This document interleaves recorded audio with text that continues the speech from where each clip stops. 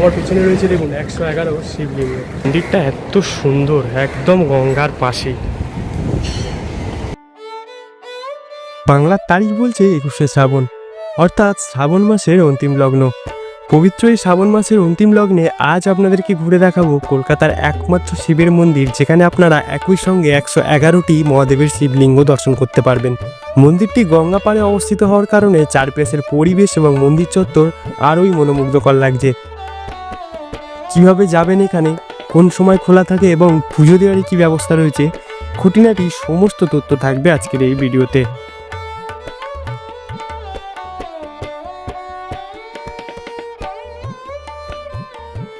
চলুন প্রথমে বলে দিই কীভাবে আপনারা এই মন্দিরে পৌঁছাবেন। এই মন্দিরের নাম হলো কাশীপুর কৈলাসধাম, বা অনেকে এটিকে নর্মদেশ্বর মন্দির বলেন, যেটি অবস্থিত কলকাতার কাশীপুর অঞ্চলে।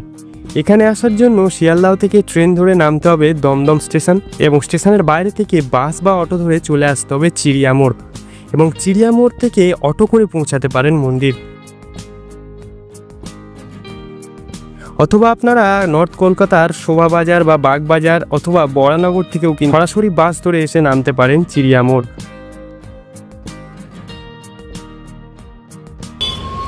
এটা হচ্ছে চিড়িয়ামোড়ের চারমাথার ক্রসিং, ঠিক আছে? আপনারা এদিক থেকে আসছেন দমদম থেকে, এই চিড়িয়ামোড় নেমে সোজা রাস্তাটা ধরবেন। এই যে ডান দিকে গেলে বরানগর, বাঁ দিকে শোভাবাজার, শ্যামবাজার, আর আপনারা সোজা রাস্তাটা ধরবেন, একদম গঙ্গার পাড়ে যাবেন। সর্বমঙ্গলা ঘাট যেতে হবে, এখান থেকে অটো বা টোটো ধরতে পারেন। এই যে দেখুন চিড়িয়ামোড় ক্রস করে চলে এলাম, এসে সোজা রাস্তাটা ধরবেন। এই যে আমাদের শহর কলকাতা লেখা আছে, এই সাইনবোর্ডটার পাশে রাস্তাটা ধরবেন সোজা, একদম অটো দাঁড়িয়ে রয়েছে দেখুন, সর্বমঙ্গলা ঘাট যাবেন বলবে। একটা ব্যাপার হচ্ছে, আপনাদেরকে যে বললাম চিড়িয়ামোড় থেকে ডাইরেক্ট আপনারা অটো পেয়ে যাবেন মন্দিরে, ডাইরেক্ট কোনো অটো নেই। আপনারা চিড়িয়ামোড় থেকে রোডটা ক্রস করে বিবি বাজারের অটো ধরবেন, দেখবেন ডান দিকে অটোগুলো রয়েছে বিবি বাজার, ওখান থেকে হেঁটে কিন্তু মন্দির। এই হচ্ছে সর্বমঙ্গলা ঘাট, এটা ঠিক আছে? এই মন্দিরের একটু আগে, এই সর্বমঙ্গলা ঘাটের পাশ থেকে রাস্তা দিয়ে 2 মিনিট হেঁটে গেলেই মন্দির।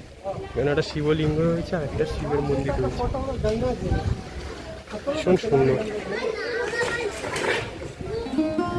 মন্দিরে প্রবেশের মুখে তেমন কিছু কারুকার্য বা আড়ম্বরনা চোখে পড়ল না, তবে ভেতরে একই সঙ্গে এই 111টি শিবলিঙ্গে ভক্তদের জল ঢালা এবং মন্দিরের আধ্যাত্মিক পরিবেশ কিন্তু বেশ নজর কাড়ল।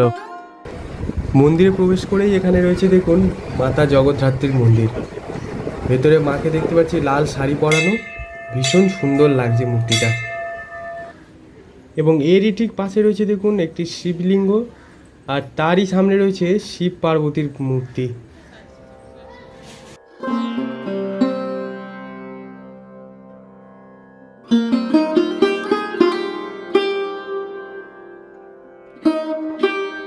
এর ঠিক পাশে এলেই 111খানা শিবলিঙ্গের মন্দির।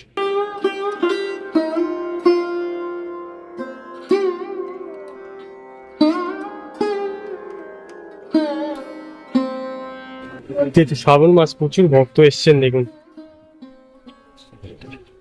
ভীষণ সুন্দর লাগছে মন্দিরটা, একদম গঙ্গা বাইরে, আর তার পাশেই হচ্ছে এরকম 111খানা শিবলিঙ্গের মন্দির দেখুন, ভীষণ সুন্দর।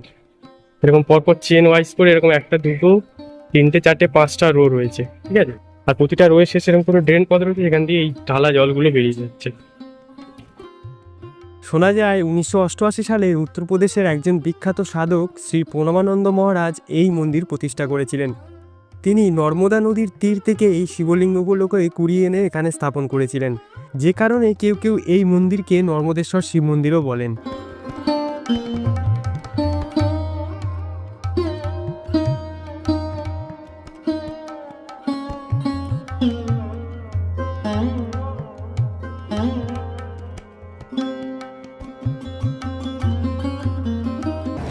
এই মন্দির থেকে বাইরে এলেই দেখুন হুগলি নদীর এরকম অসাধারণ ভিউ পাবেন, দুর্দান্ত ভিউটা।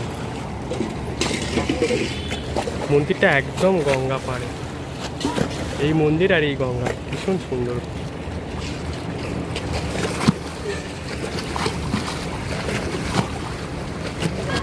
এই যে দেখুন এখানে লেখাই রয়েছে, এই মন্দিরের আর একটা নাম হচ্ছে কাশীপুর কৈলাসধাম, আর একটা হচ্ছে নর্মদা দেবস্বর মন্দির। এই যে